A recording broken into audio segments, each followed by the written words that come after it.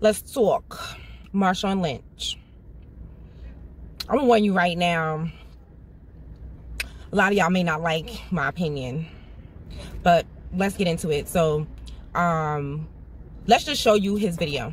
I didn't say that. Maybe you should just let him know because they're all in tears. Is there a man here with you? Yeah. Okay, so truth of the matter is, oh shit. Oh shit. Yeah, I do. I cuss a lot. I cuss in front of them. Actually, so look, I cuss a lot. Every one of them's all right, that's okay. He's not. So look, No, my son's in jail. It's not okay. Is there a man here with you? No, I'm here. Is not a man here with you? But I'm here. What does that matter? Because My son is leaving. I don't care. It's my son. Okay, so the thing about it is, oh shit. When this thing just spoke to me by my name, I went up to him. Shit. I told nobody to get the fuck out of them drill. Get over here right now. Look. No, what I will tell them is, get your mom here too. They all what I'll tell them that if they're not doing what they need to do, then yes, there's consequences to that. Yeah. You said nigga. You say nigga every day. Bye. If I told the little ones to go run, Let's go, son. I'm gonna have a conversation with this little one besides in the drill. But at the end of the day, if there's a kid that's on my field while we're in drills and I participate in the right way, there is consequences for that.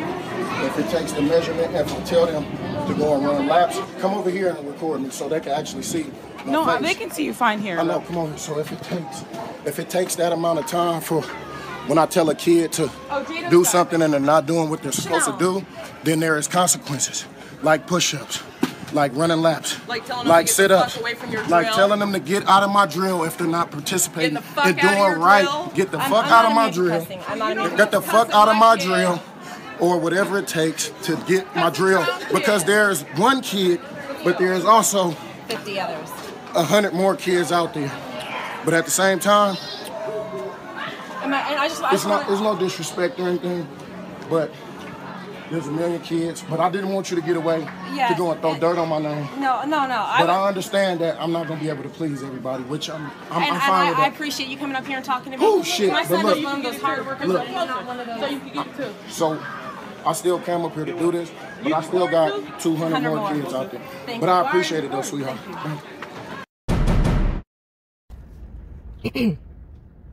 Okay, I'm gonna say it.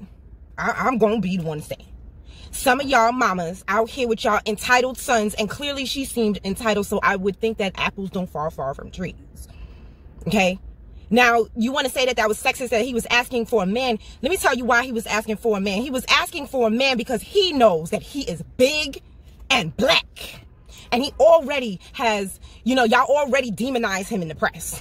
Okay? He was asking for a man, so just in case there would be nothing that you could turn around, switch, and then turn around and cry and claim foul. He got comfortable when he saw that there was a camera there, which is why he started directing most of his conversation to the camera instead of to her. As in, he was the same conversation he would have had with that man, he had with a camera.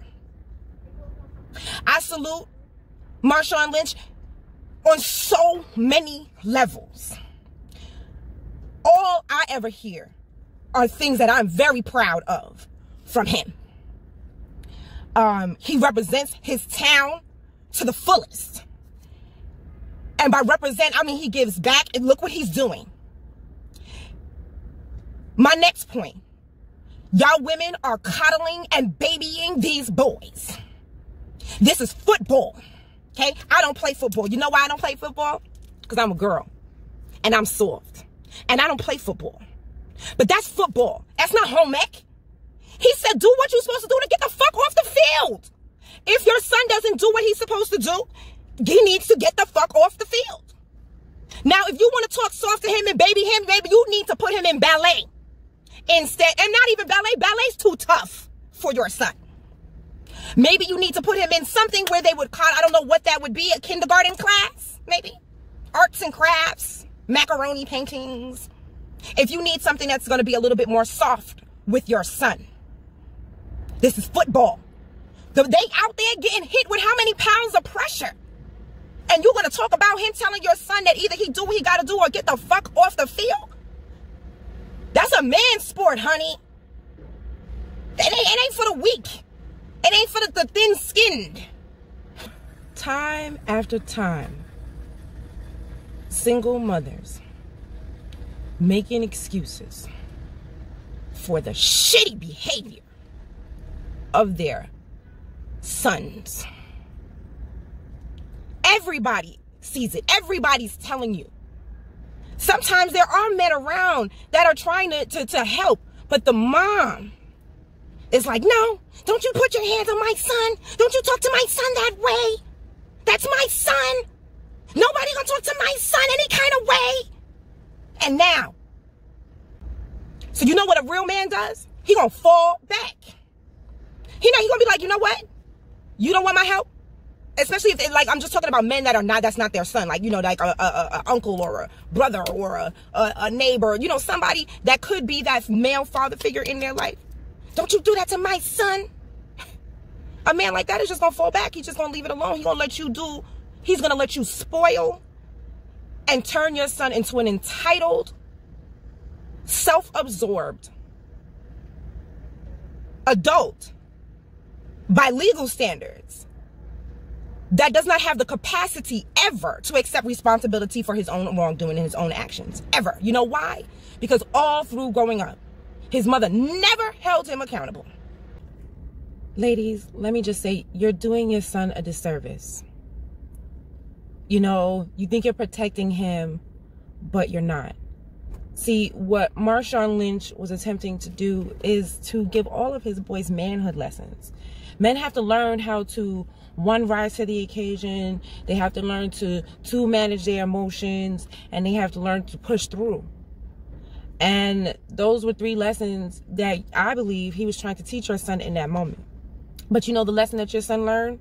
To grab his purse and leave. Is that the way you want your son to behave as he walks through life? You know, I've worked in 2 different dominated fields. I worked in advertising and education, which is very dominated by women. And now, let's just say the field that I work in now is dominated a lot by men.